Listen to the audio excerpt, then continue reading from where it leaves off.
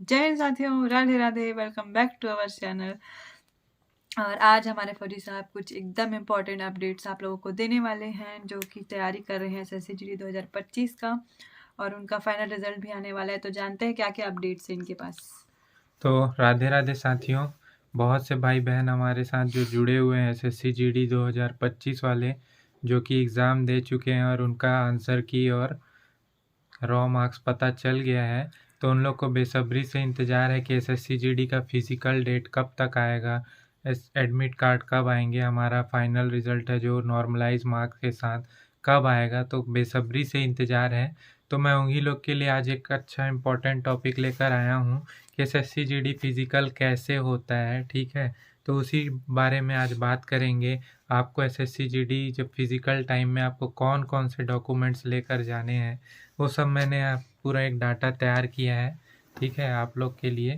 तो बने रहिए लास्ट तक, वीडियो पूरा अंत तक देखिएगा, है ना। आपको बहुत सारी जानकारियाँ मिलेंगी, तो लास्ट तक बने रहिए और बिना स्विच किए हुए, ठीक है, वीडियो को लास्ट तक देखिए। तो देखिए दोस्तों, एसएससी जीडी फिज़िकल होगा जो, ठीक है, तो साथ में कौन कौन से डॉक्यूमेंट लेकर जाने हैं और उस बारे में बात करेंगे। और उससे पहले जो भी साथी हैं अच्छे, जिनके अच्छे मार्क्स हैं, उनको तो पता ही चल गया है अपना रॉ मार्क्स देखकर। तो अभी से आप लोग फिज़िकल की तैयारी में लग जाइए, ठीक है, क्योंकि ज़्यादा दिन नहीं बचे हैं आपके पास, ठीक है। आपका मैं बता रहा हूँ मई तक हो सकता है ना। मई, आधा मई मतलब 15 मई के बाद से शायद डेट आ जाए कभी भी, है ना। जून में तो शायद स्टार्ट भी हो सकता है, ठीक है।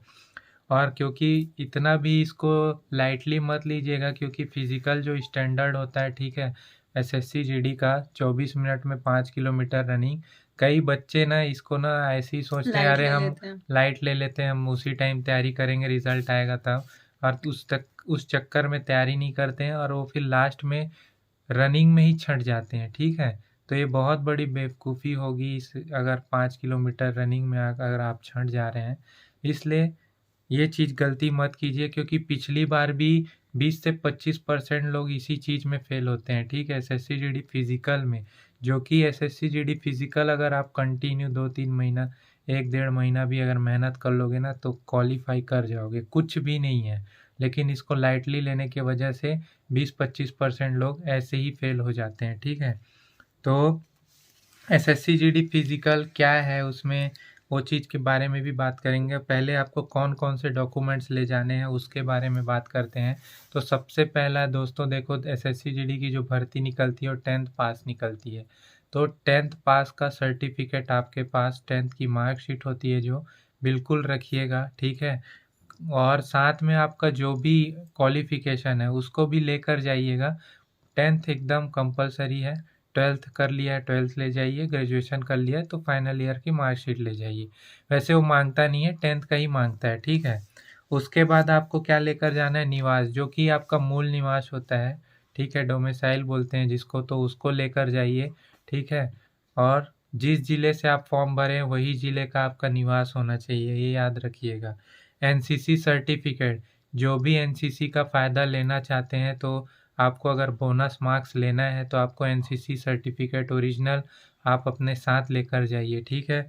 और साथ में जो भी कास्ट सर्टिफिकेट वाले हैं, ओबीसी, एससी, एसटी, ठीक है, और ईडब्ल्यूएस वाले, तो ये अपने साथ ओरिजिनल डॉक्यूमेंट लेकर जाइए, अपना सर्टिफिकेट लेकर जाइए। और स्टेट वाला नहीं चलेगा, आपका सेंट्रल वाला ही होना चाहिए, ठीक है। तो ये चीज़ ज़रूर लेकर जाइए। और जो भूतपूर्व सैनिक हैं तो वो अपना पिछला जो रिकॉर्ड है उसको लेकर जाइए, ठीक है, कि आप एक्स आर्मी वाले हैं, जो भी हैं, जो भी एक्स आर्मी, जो भी भूतपूर्व सैनिक होते हैं, वो अपना डॉक्यूमेंट लेकर जाइए। लेकिन अभी जो नए बच्चे हैं उन लोग के लिए तो ये लागू नहीं है, ठीक है। फिर दंगा पीड़ित आश्रित कई होते हैं, उन लोग को भी वो प्रमाण पत्र मिलता है, तो वो चीज़, क्योंकि बहुत सारी क्राइटेरिया होती हैं, उस आधार पर बता रहा हूँ मैं, ठीक है।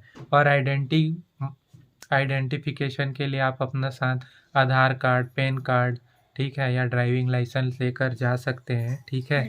और एडमिट कार्ड तो आपका बिल्कुल कंपलसरी है, बिना उसके आपको एंट्री नहीं मिलेगी। आप एसएससी जीडी फिजिकल देने जाएंगे तो आपका जो डेट टाइमिंग देता है वो एडमिट कार्ड में ही लिखा होता है।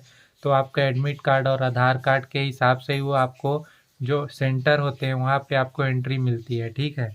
उसके बाद आपका जो सबसे मेन इम्पॉर्टेंट बात है कि आप लोग जब फॉर्म भरे होंगे, है ना, तो आपका जो फॉर्म भरते टाइम आपने जो भी आपने फॉर्म भरा है उसमें सिर्फ आपका 10th मार्कशीट में जैसा नाम है, आपका पिताजी का जैसा नाम है, माताजी का जैसा नाम है और आपका जो डेट ऑफ बर्थ है वही आपका फॉर्म भरते टाइम में वही फॉर्म में भरा हुआ होना चाहिए, ठीक है।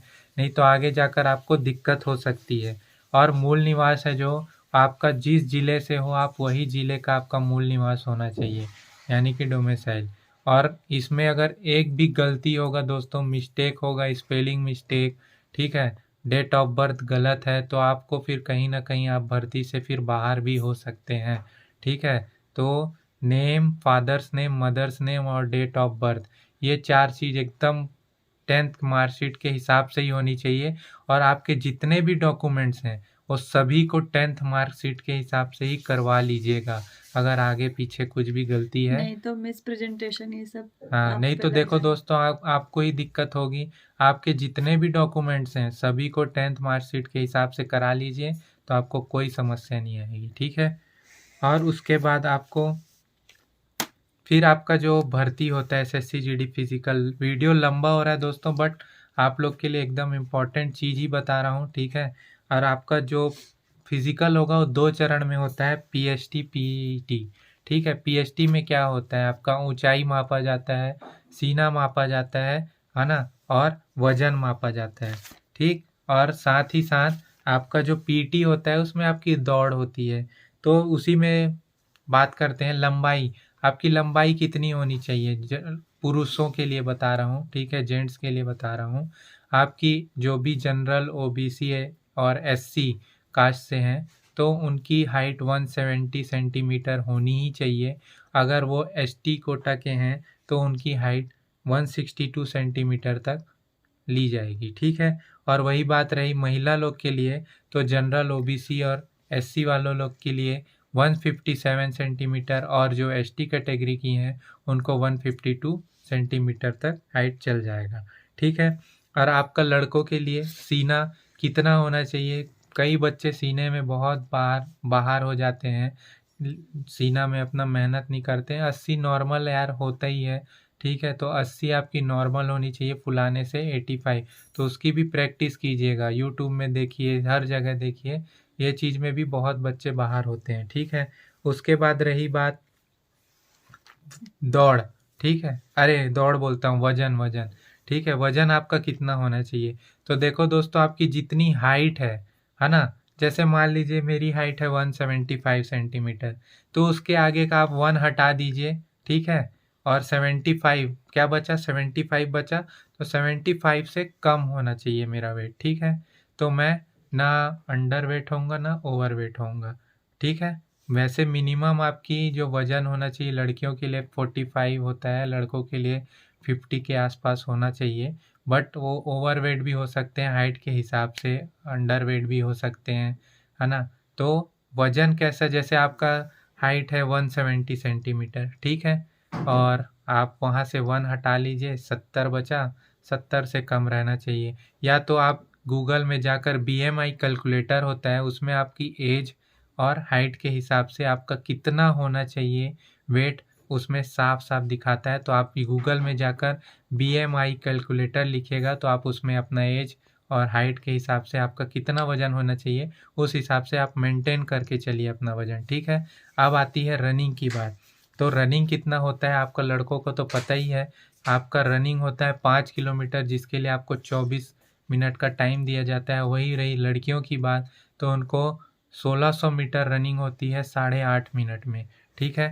और मैडम जी चली गई, ठीक है। तो ये चीज़ भाई अच्छे से मेहनत कीजिए। और ये फिजिकल क्या होता है, इसमें कोई मार्क्स नहीं होते हैं, ठीक है। इसमें आपको सिर्फ रनिंग पास करना है, ठीक है, क्वालिफाई करना है, इसके मार्क्स नहीं होते हैं। तो दोस्तों ये बहुत अच्छा चीज़ है, ठीक है। और कई बार जो पिछले बार जो भर्ती में था 20 से 25% लोग जो फेल हुए, तो यार फिजिकल में फेल होने वाली बात है ही नहीं यार। है ना, इसमें फ़ेल हो जाते हैं, तो ये आपकी खुद की लापरवाही के कारण आप फ़ेल होते हैं। और हाइट की मानता हूँ, चलो हाइट आपका नहीं है, तो एक बात बात अलग है, क्योंकि एक मेरा दोस्त था, मेरे साथ गया था, उसका 169.6 सेंटीमीटर में उसको बाहर कर दिया था। तो हाइट का यार थोड़ा इश्यू है तो मानता हूँ चलो, बट अगर आप रनिंग में फ़ेल हो रहे हैं तो यार आप खुद की लापरवाही की वजह से आप फ़ेल हो रहे हैं, ठीक है?